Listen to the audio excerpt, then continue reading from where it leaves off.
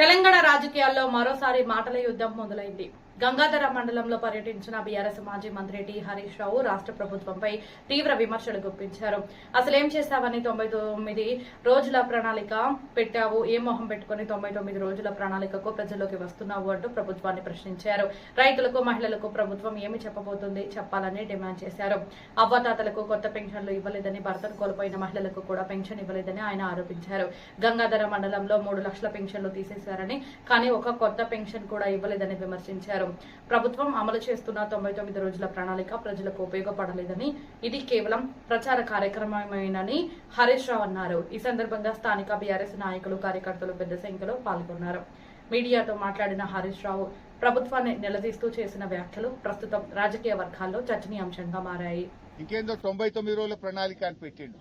ఆ 99 రోజుల ప్రణాళికలో రైతుల గురించి చెప్తారట. ఏం చెప్తావు రైతుల దగ్గర పోయి?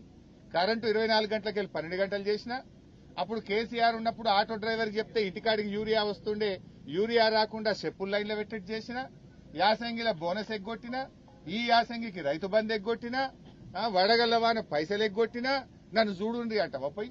ఏం మొహం పెట్టుకొని పోతున్నావు 99 రోజుల ప్రణాళికల? మహిళల ప్రోగ్రాం పెట్టినావు.